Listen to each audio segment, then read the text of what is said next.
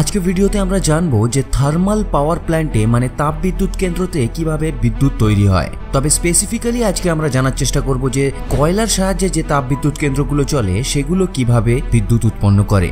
একটা তাপবিদ্যুৎ কেন্দ্র বিশাল বড় এলাকা জুড়ে ছড়িয়ে থাকে, প্রায় ৩-৪ স্কোয়ার কিলোমিটার। আর এই জায়গাটা বিভিন্ন পার্টে ভাগ করা থাকে।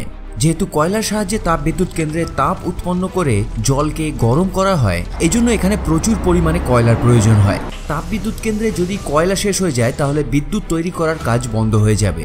এই জন্য এখানে ১ মাস থেকে ৪৫ দিনের কয়লার স্টক করে রাখা হয়, যেটা প্রায় ১ থেকে ১.৫ মিলিয়ন টন। আর তাপবিদ্যুৎ কেন্দ্রে যে জায়গায় কয়লা স্টক করে রাখা হয় সেই জায়গাটাকে কোল ইয়ার্ড বলা হয়। এটা বিশাল বড় জায়গা, পুরো একটা ট্রেন এর মধ্যে প্রবেশ করে যায়।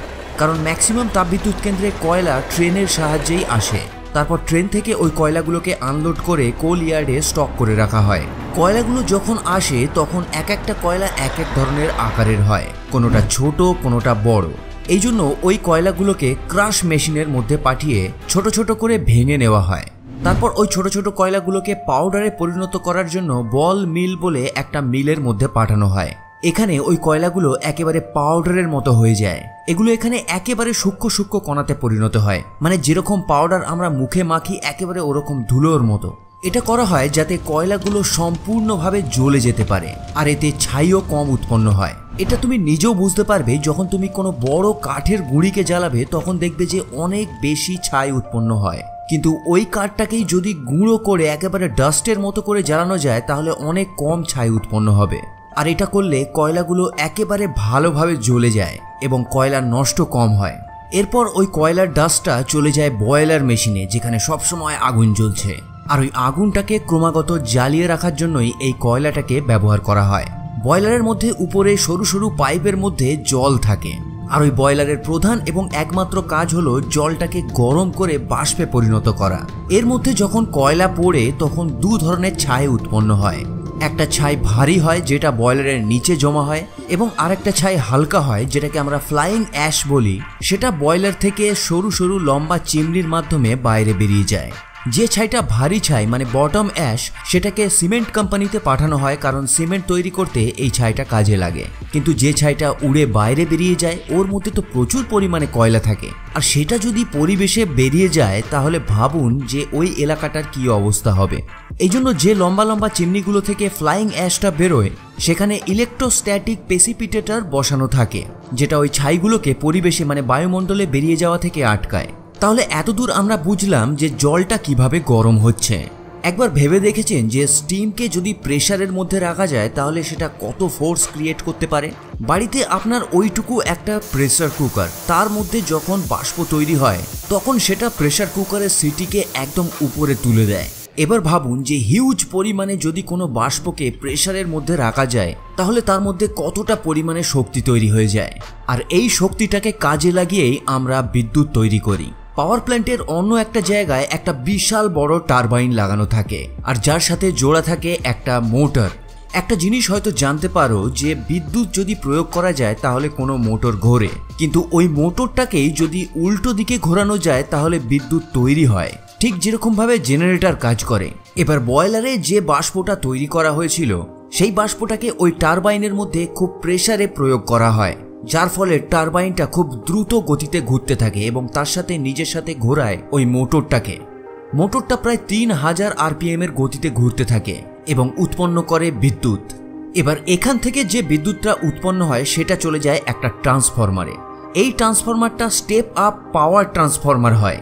এটা ওই উৎপন্ন হওয়া বিদ্যুৎটাকে অনেক দূর পর্যন্ত পাঠানোর জন্য এর ভোল্টেজটাকে অনেক বেশি বাড়িয়ে দেয়, প্রায় ২,২০,০০০ ভোল্ট করে দেয়, যেটা বিদ্যুতের তারের মধ্য দিয়ে বিভিন্ন এলাকায় পৌঁছে যায়। এবং যে এলাকায় বিদ্যুৎ পাঠানোর দরকার হয় সেখানে স্টেপ ডাউন ট্রান্সফরমার লাগিয়ে ওই ভোল্টেজটাকে কমিয়ে বিদ্যুৎটাকে এলাকায় সাপ্লাই করে দেওয়া হয়। এই জন্য আপনি দেখে থাকতে পারেন যে যে জায়গায় বিদ্যুৎ তৈরি হয় সেখানকার পাওয়ার ট্রান্সফরমার থেকে ওই এলাকাকে বিদ্যুৎ দেওয়া হয় না, তার কারণ এর ভোল্টেজ অনেক বেশি থাকে। এবার আর একটা জিনিস জানার আছে, যে বাষ্পটার সাহায্যে টারবাইনটা ঘুরছিল সেটা কোথায় গেল? তো টারবাইনের নিচে একটা ওয়াটার চেম্বার থাকে। বাষ্পটা টারবাইনের মধ্যে ঘুরতে ঘুরতে যখন ঠান্ডা হয়ে যায় তখন সেটা জলে পরিণত হয়ে ওই চেম্বারের মধ্যে জমা হতে থাকে, যাকে পুনরায় বয়লারের মধ্যে পাঠিয়ে আবার ব্যবহার করা হয়। মানে আবার গরম করে বাষ্পে পরিণত করা হয়। বাষ্পকে ব্যবহার করার পরে ওটাকে ঠান্ডা করতে হয় যাতে আমরা পুনরায় ওকে বয়লারে ব্যবহার করতে পারি। এর জন্য তাপবিদ্যুৎ কেন্দ্রের মধ্যে বড় বড় চোঙার মতো একাধিক কুলিং টাওয়ার লাগানো থাকে। যদি আপনি কখনো কোনো তাপবিদ্যুৎ কেন্দ্র দেখে থাকেন তাহলে দূর থেকে দেখতে পাবেন যে বড় বড় চোঙার মতো যে সমস্ত টাওয়ারগুলো থাকে তাদের উপর থেকে একটা ধোঁয়া বেরোয়। তখন হয়তো তোমার মনে হয় যে এই ধোঁয়াটা যে বেরোচ্ছে এর থেকে তো প্রচুর পরিবেশ দূষণ হচ্ছে, কিন্তু না, ওগুলো আসলে বাষ্প হয় যেগুলো পুনরায় বায়ুমণ্ডলে বাতাসের সঙ্গে মিশে যায়। এর থেকে কোনো পরিবেশ দূষণ হয় না। লম্বা লম্বা এবং সরু সরু যে টাওয়ারগুলো থাকে যেখান থেকে ধোঁয়া বেরোয় সেই ধোঁয়া থেকে পরিবেশ দূষণ হতে পারে, কিন্তু বড় বড় চোঙার মতো যে টাওয়ারগুলো থাকে সেখান থেকে যে ধোঁয়াটা বেরোয় ওটা অ্যাকচুয়ালি ধোঁয়া হয় না, ওটা অ্যাকচুয়ালি জলীয় বাষ্প হয়। আর এর মধ্যেই জলীয় বাষ্পকে ঠান্ডা করে আবার জলেও পরিণত করা হয়। যেহেতু সম্পূর্ণ জলীয় বাষ্প জলে পরিণত হয় না, এই জন্য যেটা বেঁচে থাকে সেটা উপর দিয়ে বেরিয়ে যায়।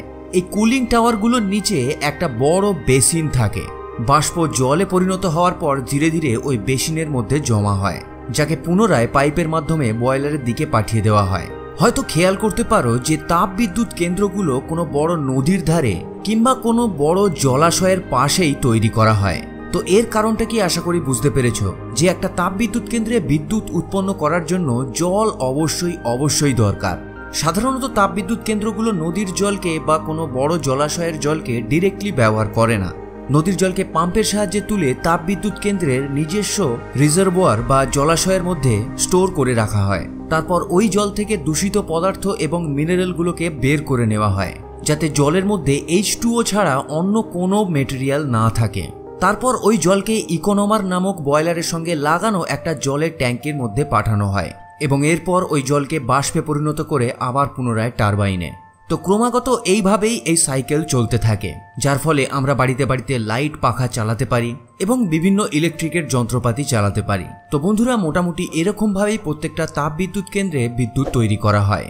আশা করি ভিডিওটা ভালো লেগেছে। যদি ভালো লেগে থাকে তাহলে একটা লাইক এবং শেয়ার করতে প্লিজ একদম ভুলবেন না।